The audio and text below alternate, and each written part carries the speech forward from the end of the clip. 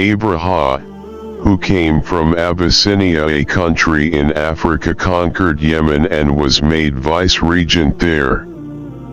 Later, he noticed that at a certain time of the year large numbers of people would travel from all over Yemen and the rest of Arabia to Mecca. He asked the reason for this and was told that they were going on pilgrimage to the Kaaba. Abraha hated the idea of Mecca being more important than his own country, so he decided to build a church of colored marble, with doors of gold and ornaments of silver, and ordered the people to visit it instead of the Kaaba. But no one obeyed him. Abraha became angry and decided to destroy the Kaaba. He prepared a large army led by an elephant and set off towards Mecca. When the Meccans heard that he was coming, they became very frightened. Abraha's army was huge and they could not fight it.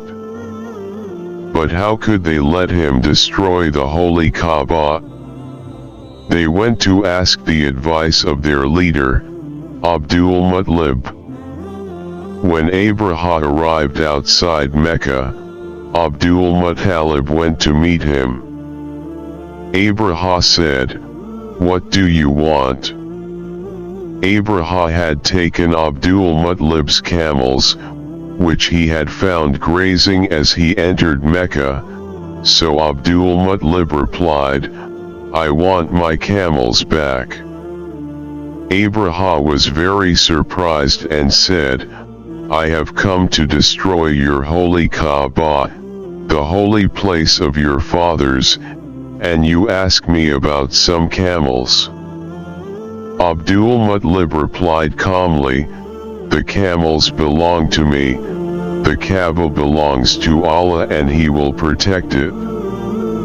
Then he left Abraha and went back to Quraysh and ordered them to leave Mecca and wait for their enemies in the mountains.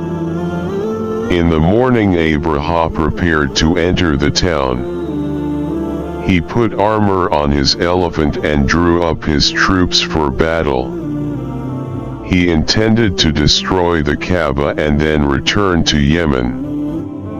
At that moment, however, the elephant knelt down and refused to get up, no matter how much the soldiers tried to get it to move by beating it. But when they turned its face in the direction of Yemen, it immediately got up and started off. In fact, it did the same in any other direction, but as soon as they pointed it towards Mecca, it knelt down again. Suddenly, flocks of birds appeared from over the sea. Each bird carried 3 stones as small as peas, and they dropped them on Abraha's army. The soldiers suddenly fell ill. Even Abraha was hit by the stones and fled in fear with the rest of his army back to Yemen, where he later died.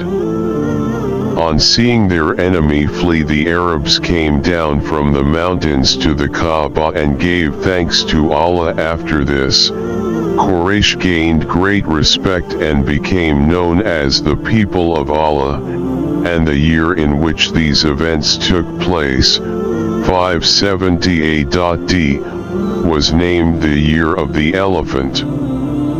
In that year Allah had saved the Kaaba, and He would soon bring forth a prophet from among Quraysh.